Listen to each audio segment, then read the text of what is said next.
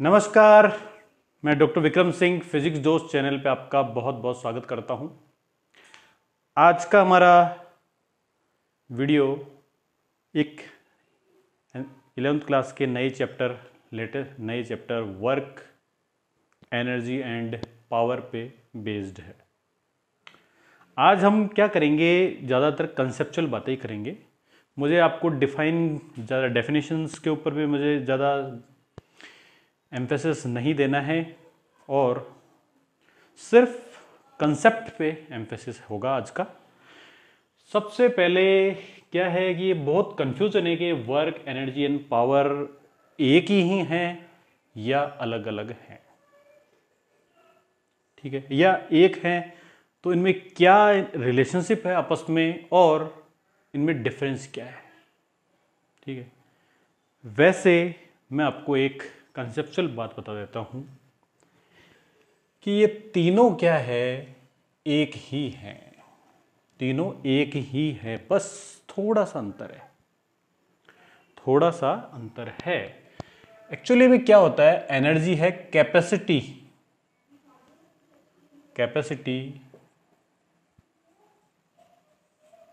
To do work. यही definition आज तक हम पढ़ते आए हैं। ठीक है ना, यही डेफिनेशन हम आज तक पढ़ते आए हैं और यही सबसे बेस्ट डेफिनेशन है एनर्जी की। तो energy is capacity to do work. ठीक है ना, वर्क करने की कैपेसिटी को ही एनर्जी बोलते हैं। तो अब क्या है, जब एनर्जी तो है कैपेसिटी टू डू वर्क, लेकिन अब जो ये एनर्जी आपने क्या की है, खर्च की है। हम एनर्जी को क्या करते हैं, कंज्यूम कर रहे हैं या खर्च कर रहे हैं, कहीं ना कहीं पे यूज कर रहे हैं। तो इसका जो रिजल्ट निकल रहा है ना, दैट रिजल्ट इज वर्क। ठीक है ना, वो रिजल्ट क्या है, एक्चुअल में वर्क है। ठीक, अब क्या है, ऐसा इसको हमने डे टू डे लाइफ में भी फील करते हैं। आपने क्या किया होगा कि जैसे कोई वॉल है, तो वॉल को क्या किया आपने, पुश किया। वॉल को पुश करेंगे तो आप क्या होगा, वहां पे वर्क डन होगा? नहीं होगा। तो फिर आप थक क्यों जाओगे? हम थक जाते हैं वॉल को पुश करते, 1 घंटे तक पुश करते रहेंगे, वर्क डन कुछ भी नहीं होगा, लेकिन हम फिर भी थक जाएंगे। इट्स मीन्स ऐसा नहीं है कि एनर्जी कंज्यूम नहीं हुई है। एनर्जी तो कंज्यूम वहां भी होती है, लेकिन वहां क्या हुआ है, वहां पे वर्क डन क्या है, 0 है। यानी कि रिजल्ट ऑफ एनर्जी कंजम्पशन क्या है, एक्चुअल में निल है। वहां पे वो रिजल्ट नहीं आया है। यानी कि जो एक आदमी ने दीवार को पुश करने के लिए जो एनर्जी खर्च की है, वो एनर्जी क्या है, फ्रूटफुल रिजल्ट प्रोड्यूस नहीं कर पाई है। ठीक है ना, फ्रूटफुल रिजल्ट प्रोड्यूस नहीं कर पाई है। तो बस यही है। अगर कोई एनर्जी कंजप्शन का कोई रिजल्ट ना आए तो उसे हम क्या कहेंगे, वहां पे वर्क डन 0 है। तो ये है इन दोनों के बीच में, वर्क और एनर्जी के बीच में रिलेशनशिप। और हमारी लैंग्वेज में हम इसको ऐसे पढ़ सकते हैं कि यदि पढ़ाई तो सब करते हैं, यानी कि एनर्जी सबके पास है, लेकिन जो परसेंटेज गेन किया है एग्जाम के अंदर, वो वर्क डन कहलाता है। ठीक है ना, एग्जाम सबने दिया है, एनर्जी तो सबने खर्च की है, लेकिन जो रिजल्ट प्रोड्यूस किया है, तो वो परसेंटेज गेन है ना, दैट इज रिजल्ट, उसे रिजल्ट कहते हैं। ठीक है, अब है पावर। तो पावर भी क्या है, एक्चुअल में मेजर ऑफ वर्क डन ही है। पावर भी क्या है, मेजर ऑफ वर्क डन ही है। बस कुछ नहीं है, लेकिन ये है, क्या है, power rate of work done है। ठीक है, यानी कि एक्चुअल में देखा जाए तो पावर भी क्या है, वर्क डन का ही मेजर है। ठीक, पावर भी वर्क डन का ही मेजर है, बस थोड़ा सा अलग वे में वर्क डन का मेजर है। तो पावर एक्चुअल में हमें यह बताती है कि हम किस रेट से वर्क कर रहे हैं, यानी कि यहां पे जो वर्क डन हो रहा है वो किस रेट से हो रहा है। ठीक है, तो पावर भी वर्क से इस तरह से रिलेटेड है। तो ये तीनों क्या है, एक दूसरे से रिलेटेड है। ठीक है, अब बात आती है इनकी यूनिट की। यूनिट की बात आती है तो क्या है, क्योंकि ये वर्क और एनर्जी तो दोनों एक ही चीज है, तो दोनों की यूनिट ही क्या है, जूल है। ऐसा यूनिट देखिए क्या, दोनों की जूल। और पावर क्या है, रेट ऑफ वर्क डन है, लेकिन क्या है, विथ रेस्पेक्ट टू टाइम है। ठीक है, देखिए रेट क्या है, मैं आपको फिर बता रहा हूं। रेट क्या हो सकती है, किसी की भी चीज के रेस्पेक्ट में हो सकती है। ठीक है, तो पावर एक्चुअल में क्या है, रेट ऑफ वर्क डन तो है, लेकिन क्या है, विथ रेस्पेक्ट टू टाइम है। तो टाइम के रेस्पेक्ट में है, तो इसकी यूनिट क्या होगी, जूल पर सेकेंड। ठीक है, इसलिए इसकी यूनिट हो गई जूल पर सेकेंड। ठीक है, आगे बात समझ में। तो आपको मैं इसके इस पार्ट में, वीडियो के इस पार्ट में सिर्फ मैं आपको यही कंसेप्ट देना चाहता हूं कि तीनों एक्चुअल में क्या है, एंड दोनों तीनों आपस में एक दूसरे से रिलेटेड हैं और इनमें थोड़ा सा ही डिफरेंस है। एक्चुअल में दोनों ही तीनों क्या हैं, एक तो प्योर एनर्जी है, प्योर कैपेसिटी है, सेकंड है उसका रिजल्ट है। ओनली रिजल्ट है भाई कितना परसेंट, यानी कि क्या है, जैसे एनर्जी क्या है, जूल इनटू एक कोएफिशिएंट, यानी एक कोएफिशिएंट यानी कितना परसेंट रिजल्ट मिला, उससे मल्टीप्लाई कर देंगे तो उससे क्या हो जाएगा, वर्क डन आ जाएगा। ठीक है, वर्क डन हमें मिल जाएगा। और इसी एनर्जी कंजप्शन, इस वर्क डन पर सेकंड जो वर्क डन किया है, उस वर्क डन को हम क्या कर सकते हैं, रेट ऑफ वर्क डन को जब हम मेजर करते हैं तो उसे क्या कह देंगे, हम पावर कह देंगे। वो उसकी रेट मेजर करी वर्क डन की, उसे पावर कहेंगे। ये इन तीनों के रिलेशन पे। ठीक, यानी कि जब भी आप अब कभी वर्क की बात करें तब आपको पता होना चाहिए कि ये कैसे एनर्जी के साथ रिलेटेड है, और जब हम पावर की बात करते हैं तो ये पावर कुछ भी नहीं है, रेट ऑफ डूइंग वर्क ही है विद रेस्पेक्ट टू टाइम है। ये हमको ध्यान होना चाहिए। ओके, इसे मैं रब कर देता हूं।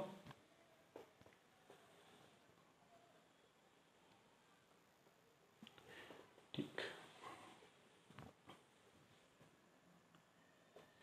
अब हम क्या करते हैं, इंडिविजुअल की बात करते हैं। तो सबसे पहले क्या करते हैं, हमारा टॉपिक होगा वर्क। What is work.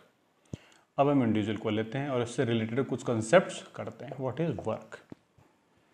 ठीक है, तो वर्क क्या है एक्चुअल में, it is result, it is gain of energy consumption. इसको हम ये भी बोल सकते हैं, जो हमने एनर्जी कंजप्शन हुआ है उसका गेन क्या है, कितना गेन है। ठीक है, और इसको हम क्या कह सकते हैं, इट इज क्या किया जाता है, इसको W के द्वारा रिप्रेजेंट किया जाता है। और फॉर्मूलेटिकली W इज इक्वल टू क्या होता है, फोर्स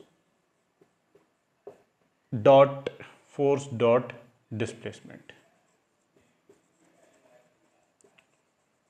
ठीक है, ये इसका फॉर्मूला हो गया। ठीक, और इसको क्या कह सकते हैं, ये भी क्या है, वेक्टर क्वांटिटी है, ये भी वेक्टर क्वांटिटी है। तो यानी इसको हम क्या कह सकते हैं, स्केलर प्रोडक्ट, स्केलर और डॉट प्रोडक्ट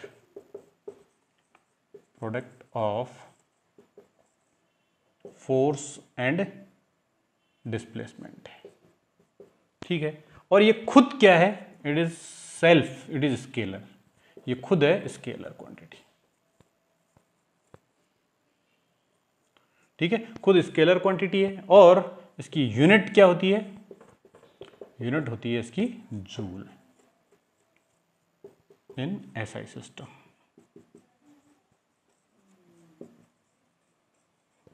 ठीक, joule in SI system.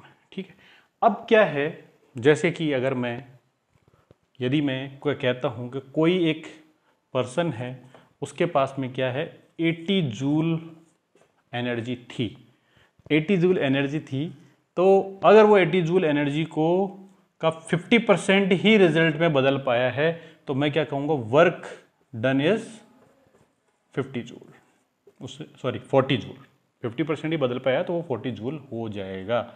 Direct हम वर्क को बता सकते हैं। यदि वो 50% एनर्जी को ही वर्क में कन्वर्ट चेंज कर पाया है तो हम डायरेक्ट भी बता सकते हैं कि भाई उसके द्वारा वर्क डन कितना होगा, 40 जूल होगा। ठीक है, डायरेक्ट बता सकते थे। और फॉर्मुलेटी के लिए तो क्या है, वो होगा work is equal to F dot D. ठीक है, ये इसका फॉर्मूला है, फोर्स और डी। अब देखिए ये जो, इसको मैं रब कर देता हूं।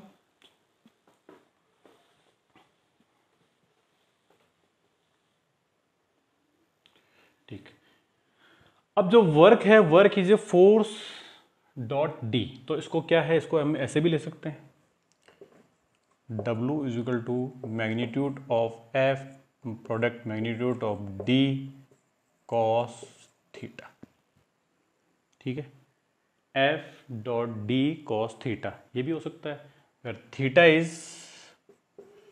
Is angle between F and D. ठीक है, और इसको हम थोड़ा सा इस फॉर्म में भी लिख सकते हैं कि F cos theta into D.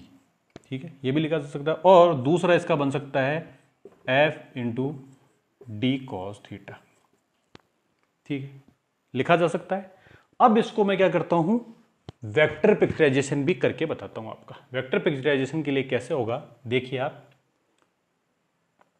अगर कोई एक ऑब्जेक्ट है, ठीक है, इस ऑब्जेक्ट में क्या हुआ है, फोर्स लगा है, एक मिनट, इसको फोर्स लगा है ऐसे, ये एफ लगा है।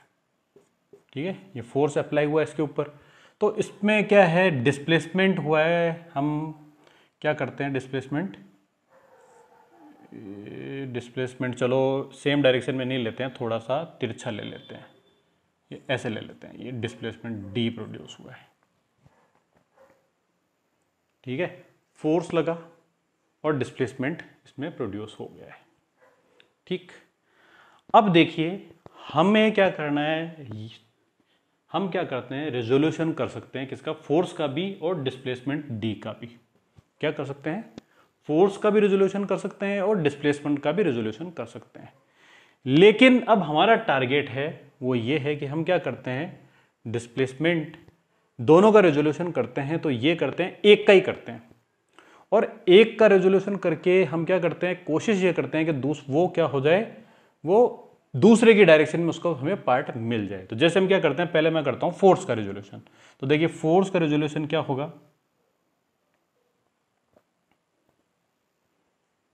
फोर्स का रेजोल्यूशन करना है हमें, या चलो पहले डी का करते हैं, थोड़ा सा डी का आपके लिए समझने में आसान रहेगा। तो डी का रेजोल्यूशन देखिए ये हुआ, ये और ये। ठीक है, ये डी के दो रेजोल्यूशन हो गए, जिसमें ये तो क्या हो गया, डी कॉस थीटा हो गया, और ये क्या हो गया, डी साइन थीटा। ठीक है, फोर्स और इसके रेजोल्यूशन, डी का रेजोल्यूशन क्या हो गया, डी साइन थीटा और डी कॉस थीटा, दो पार्ट हो गया। तो देखिए आप एक्चुअल में वर्क डन क्या होता है, इस फॉर्मूले से देखिए क्या है, F dot D cos theta है। तो इसका मतलब क्या हो गया, वर्क की डेफिनेशन क्या हो सकती है, work is product of force में क्या, magnitude of force and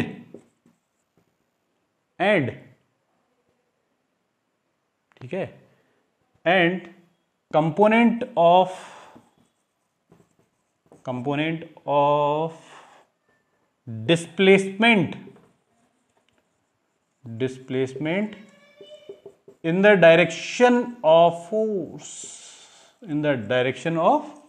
force, force की डायरेक्शन में जो कंपोनेंट ऑफ डिस्प्लेसमेंट है उनका प्रोडक्ट होगा। ये होगी फोर्स की एक डेफिनेशन।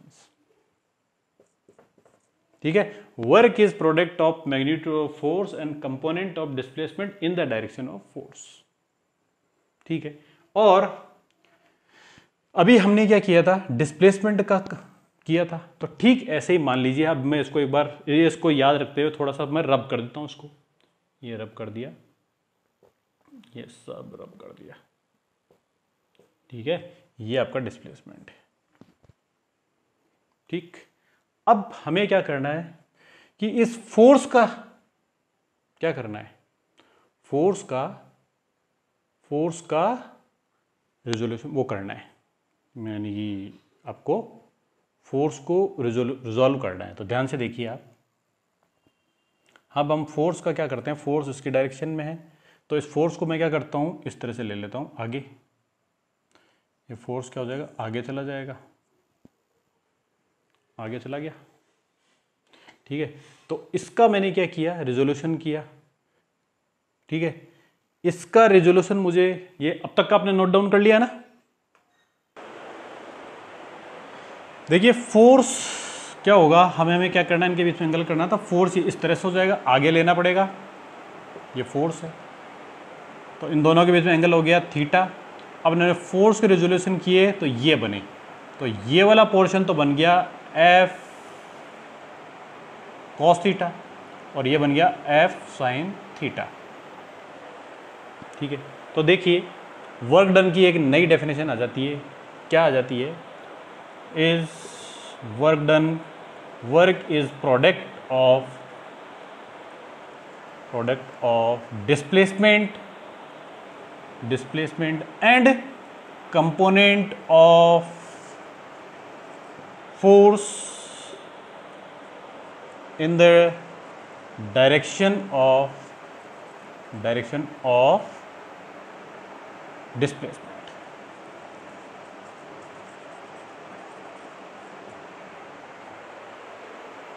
ठीक है। यानी work is product of displacement and component of force in the direction of displacement. यानी कि क्योंकि हम जानते हैं कि वर्क इज इक्वल टू होता है force into D into cos theta, तो हम इसको क्या फॉर्मूले को दो तरह से लिख सकते हैं। तो इस दो तरह से लिखने की टेक्निक से हम क्या कर सकते हैं, दो तरह से फोर्स को डिफाइन कर सकते हैं। फर्स्ट पार्ट कहता है work is product of magnitude of force and component of displacement in the direction of force. और सेकंड डेफिनेशन ये हो सकती है work is product of, sorry ये एक में इसमें ऐड करना होगा, magnitude of displacement and component of displacement in the direction of displacement. Displacement की डायरेक्शन में जो कंपोनेंट ऑफ फोर्स है उसके प्रोडक्ट को ही हम क्या कहते हैं, वर्क डन कहते हैं। तो ये देखिए आप, वर्क की डेफिनेशन दो तरह से करती है, ठीक है ना। तो एक्चुअल में वर्क की डेफिनेशन ये है, ठीक। यानी कि अगर आप इस तरह से डिफाइन करते हो फोर्स को तो भी राइट है, और इस तरह से करते हो तो भी राइट है। लेकिन हम क्या करते हैं, कन्वेंशनली हम क्या करते हैं, इस वाले को डिफाइन करते हैं, work is product of magnitude of force and component of displacement produced in. यानी कि क्या है, मैं आपको जो कंसेप्ट बताना चाह रहा था वो ये था कि जो फोर्स और जो डिस्प्लेसमेंट है, जो एक डायरेक्शन के जो पार्ट्स हैं उनके प्रोडक्ट को ही एक्चुअल में वर्क डन कहते हैं। तो वर्क की क्या है, एक यूनोनिमस डेफिनेशन आती है कि work is product of magnitude of force and displacement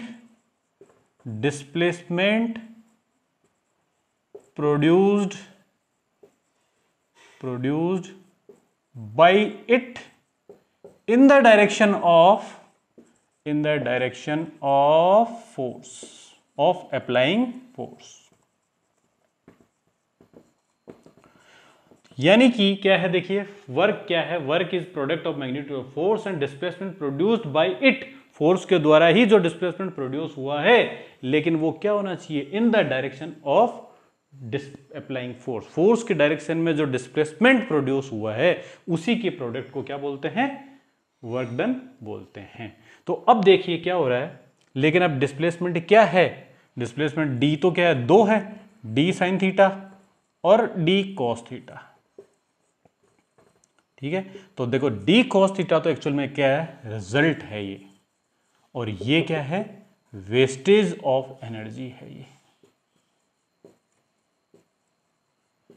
ठीक है। यानी कि अगर कोई फोर्स दो तरह के डिस्प्लेसमेंट प्रोड्यूस कर रहा है, जहां पे क्या डी साइन थीटा बी है, तो वो जो डी साइन थीटा के अंदर जो डिस्प्लेसमेंट प्रोड्यूस हो रहा होगा ना, वो एक्चुअल में वेस्टेज ऑफ एनर्जी होगा, ठीक है, वो वेस्टेज ऑफ एनर्जी होगा। और उसकी वजह से क्या है, पॉजिटिव फोर्स रिजल्ट हमें नहीं मिलेगा। ओनली डी कॉस थीटा जो कंपोनेंट है डिस्प्लेसमेंट का, वो ही क्या है, पॉजिटिव रिजल्ट है, वही पॉजिटिव रिजल्ट शो करेगा, बाकी का नहीं होगा।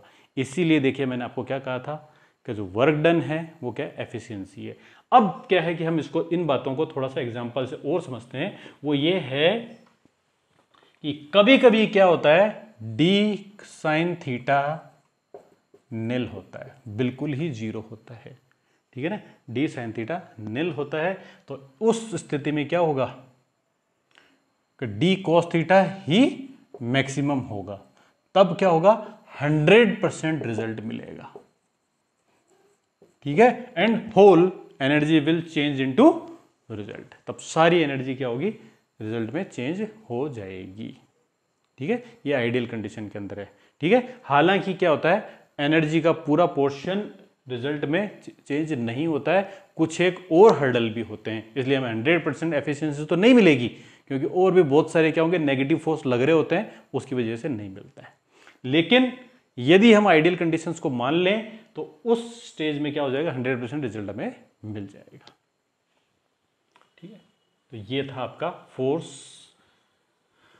और वर्क डन में रिलेशनशिप, और साथ में एनर्जी और वर्क में भी रिलेशनशिप, ठीक है। अब मैं आपको थोड़ी सी 2-3 बातें और बताना चाहता हूं।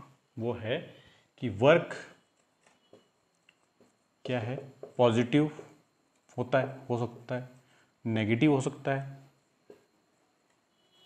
और जीरो हो सकता है, तीनों हो सकता है ना, पॉजिटिव भी हो सकता है, नेगेटिव भी हो सकता है, और जीरो भी हो सकता है, ठीक है ना। तो कब पॉजिटिव होगा, कब नेगेटिव होगा और कब जीरो होगा, इसको थोड़ा सा कंसेप्चुअली समझ लीजिए। यानी कि क्या है, वर्क डन तो तब भी होगा, वर्क डन तो तब भी हो रहा होगा, लेकिन वो वर्क डन क्या है, पॉजिटिव है, नेगेटिव है या जीरो है, ठीक है।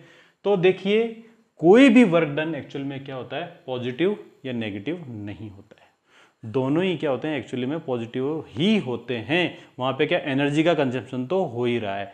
ऐसा नहीं है कि अगर वर्क डन पॉजिटिव है तो एनर्जी खर्च होगी, और वर्क डन अगर नेगेटिव है तो एनर्जी हमें गेन होगी, ऐसा नहीं होता है।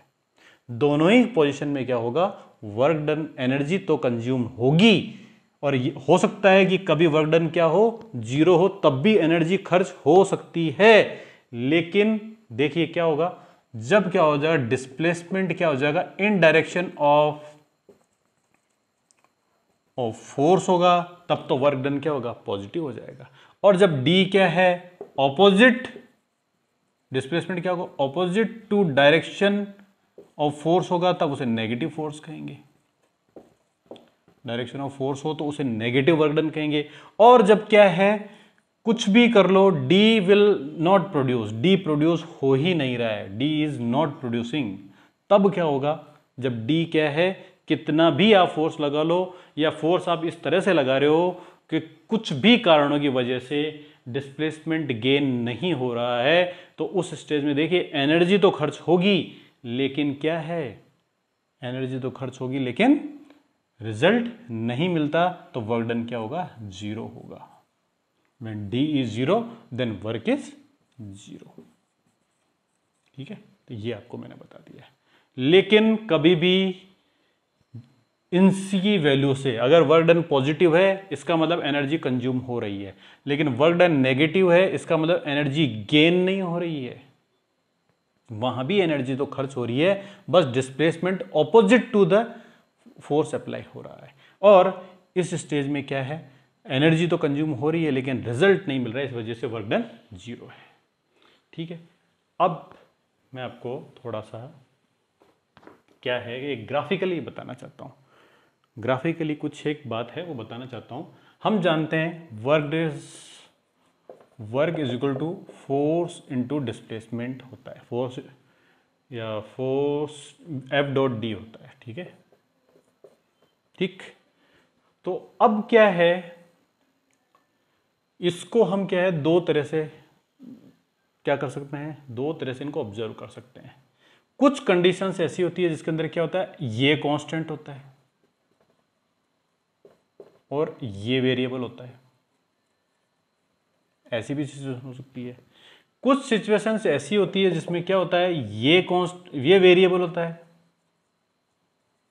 और ये क्या होता है, कांस्टेंट होता है, ऐसा भी हो सकता है। ठीक है। और कुछ कंडीशन के अंदर क्या होते हैं, बोथ आर वेरिएबल।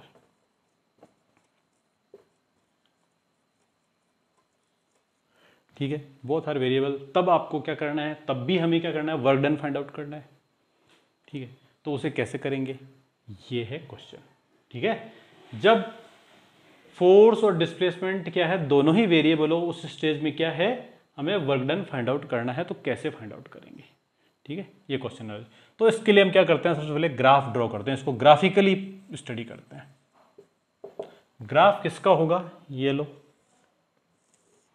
ग्राफ है फोर्स और डिस्प्लेसमेंट। ये डिस्प्लेसमेंट है इस डायरेक्शन में,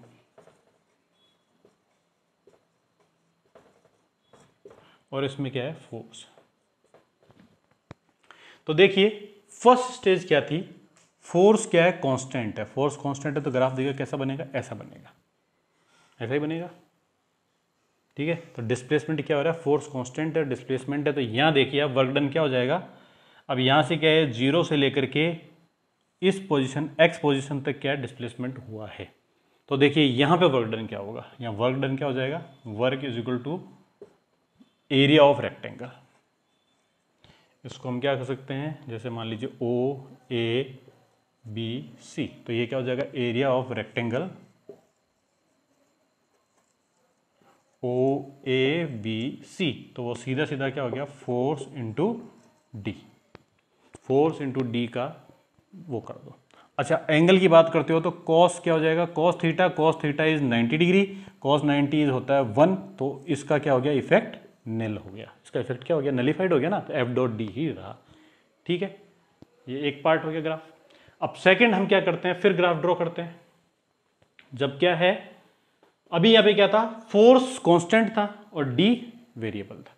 मान लीजिए कभी ऐसा भी हो सकता है, तब क्या हो, डिस्प्लेसमेंट तो कांस्टेंट हो रहा हो और फोर्स वेरिएबल हो, ऐसा भी हो सकता है। तो देखिए अब क्या है, वही O A B C, same condition है, उसमें भी क्या हो जाएगा, वही एरिया ऑफ द रेक्टेंगल और फोर्स वो क्या हो जाएगा, एफ डी हो जाएगा।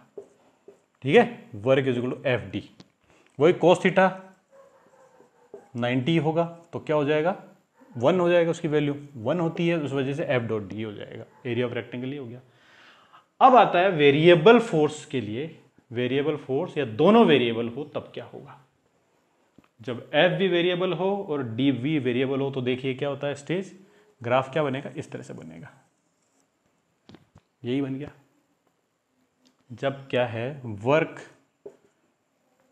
फाइंड आउट करना है हमें, जब क्या हो, फोर्स भी वेरिएबल हो और डिस्प्लेसमेंट भी वेरिएबल हो, यानी अलग अलग फोर्स हो और डिस्प्लेसमेंट भी अलग अलग हो, तो कैसे फाइंड आउट करेंगे, तब क्या होगा, सिंपल एरिया से फाइंड आउट नहीं हो सकता। तो उसका सॉल्यूशन क्या था, हमने ग्राफ की स्टडी की थी, तब हमारे पास में क्या था, उसके लिए हम क्या करते हैं कि इस ग्राफ को हम क्या करते हैं, छोटे छोटे पार्ट्स में डिवाइड कर देते हैं। क्या कर देते हैं, ये देखिए ऐसे छोटे छोटे पार्ट में कर देते हैं डिवाइड। ठीक है, तो इस तरह से हमने छोटे छोटे पार्ट में हम डिवाइड कर देते हैं। इसमें हमने किसको डिवाइड किया है, ग्राफ को छोटे छोटे पार्ट में डिवाइड किया है। ठीक है, हम जानते हैं वर्क डन होगा एरिया अंडर ग्राफ। ग्राफ से क्या होगा, इस स्टेज में क्या होगा, वर्क डन होगा, work done is area under graph होगा। जो ग्राफ के नीचे जो एरिया है ना, वही वर्क डन होगा। ठीक है, लेकिन अब इसका एरिया फाइंड आउट किया नहीं जा सकता, तो इसका एरिया फाइंड आउट करने के लिए हमें क्या करना पड़ेगा, इसके छोटे छोटे पार्ट्स में डिवाइड कर देते हैं। तो ध्यान से देखिए अब क्या होगा, तब क्या हो जाएगा, डिस्प्लेसमेंट क्या हो जाएगा, ये कांस्टेंट हो जाएगा, पर्टिकुलर डिस्प्लेसमेंट, और एफ की वैल्यू क्या हो जाएगी, वो भी कांस्टेंट हो जाएगी। तो ये छोटे छोटे रेक्टेंगल बन जाएंगे। तो देखिए क्या हो जाएगा, उस स्टेज में क्या हो जाएगा, work done is equal to force into T, यानी डेल्टा, सॉरी फोर्स तो पर्टिकुलर हो जाएगा, ठीक है, फोर्स तो वेरिएबल, जो भी फोर्स वेरिएबल, और ये डेल्टा डी हो जाएगा, यानी हमें क्या हो जाएगा, डेल्टा डब्लू मिल जाएगा। हम क्या करेंगे, छोटे से पोर्शन, छोटे से डिस्प्लेसमेंट का डेल्टा डी निकाल लेंगे। अब क्या है, उस पर्टिकुलर डेल्टा डी के लिए फोर्स क्या हो जाएगा, कांस्टेंट मान सकते हैं हम, ठीक है। हम क्या करते हैं, दोनों वेरिएबलों तो नहीं निकाल पाएंगे, लेकिन हम क्या करेंगे, अब छोटे से डेल्टा डी के लिए हम देखेंगे, हाँ यहां पे क्या है, हालांकि फोर्स वेरिएबल है, लेकिन फिर भी हम क्या कर सकते हैं, इस थोड़े से पोर्शन को नेग्लेक्ट करते हुए फोर्स को कांस्टेंट मान सकते हैं। तो उससे हम क्या करेंगे, डेल्टा डब्ल्यू निकाल लेंगे, ठीक है। तो इसको डेल्टा डब्ल्यू निकाल लेंगे। अब क्या करेंगे, हम इन सब डेल्टा डब्ल्यू, जितने भी डेल्टा डब्ल्यू होंगे उनको ऐड कर देंगे। तो ऐड कर देंगे तो उनका एक वो होता है, तरीका होता है समीशन, ये symbol, summation of delta W is equal to summation of F dot delta D, sorry delta D, ठीक है। तो ये क्या है, एक नई रिलेशनशिप बन जाएगी। वैसे इसके बारे में ज़्यादा दिमाग लगाने की ज़रूरत नहीं है, ये क्या है, पीछे से ही हम ग्राफ वगैरह हमने किया था वहीं से आया है ये, ठीक है। तो ये एक तरीका हो गया। अब इससे भी एक बेस्ट तरीका हो सकता है। अभी देखिए, अब ध्यान से देखिए, इसमें क्या हो रहा था, जब हम इस पोर्शन के लिए क्या कर रहे थे, इसके अंदर जब ये मान रहे थे इतना सा फोर्स, इतना सा वर्क डन क्या हो रहा था, वो नहीं मिलेगा। तो ऐसे आप कितना ही करते जाओगे तो क्या हो जाएगा, देखो ये थोड़ा सा एक पोर्शन क्या हो जाएगा, ये ऐसे, ये ऐसे, ठीक है, ये ऐसे, ये पोर्शन जो क्या हो रहा है, ये जो पोर्शन है ना, छोटा छोटा पोर्शन, ये एक्चुअल में क्या करेगा, एक्यूरेसी को डिक्रीज करेगा, एक्यूरेसी विल डिक्रीज इस मेथड से,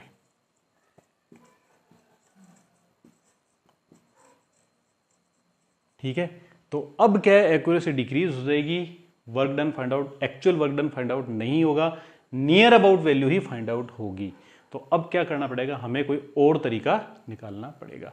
तो उसका तरीका है डेरिवेशन, ठीक है। डेरिवेशन में हम क्या करेंगे, ये जो हमने पोर्शन लिया है ना, इसको और भी छोटा पोर्शन ले लेंगे, यानी कि क्या हो जाएगा, डब्लू की जगह हम डी डब्ल्यू निकालेंगे, डेल्टा डब्ल्यू की बजाय हम डी डब्ल्यू निकालेंगे। तो डी डब्ल्यू क्या होगा, फोर्स इंटू डी एक्स। अब मैं क्या करता हूं, ये डी डी लिखता तो क्या कंफ्यूजन हो जाता, तो मैंने क्या कर दिया, इस डी को थोड़ा सा एक अलग सिंबल से रिप्रेजेंट कर दिया, D x, F dot D x, यानी कि ये जो हमने जो छोटा, बहुत ही छोटा ले लेते हैं, तो उसके अंदर एफ डॉट डी एक्स से डी डब्ल्यू निकल जाएगा, और डब्ल्यू निकालना है तो उसका इंटीग्रेशन कर दो, integration of F dot D x. तो ये क्या हो गया, D W is integration of D W is integration of F, F constant है, ठीक है। तो ये क्या हो जाएगा, ये हो जाएगा एफ डॉट डी एक्स का इंटीग्रेशन, यानी एफ डॉट डी एक्स के इंटीग्रेशन के द्वारा हम क्या कर सकते हैं, वेरिएबल फोर्स की वैल्यू भी फाइंड आउट कर सकते हैं। ये है आपका तरीका। अब यहां पे जो ये एफ है, ये वेरिएबल हो तो भी निकल जाएगा, लेकिन एफ क्या होगा, एफ की वैल्यू क्या हो जाएगी, फंक्शन ऑफ एक्स होगा, फंक्शन ऑफ एक्स की टर्म्स में इसकी वैल्यू होनी चाहिए। तब हम क्या करेंगे, इंटीग्रेशन के द्वारा इस स्टेज का वर्क डन भी फाइंड आउट कर सकते हैं, ठीक है। तो यानी कि आज का चैप्टर, आज का वीडियो यहीं समाप्त करते हैं।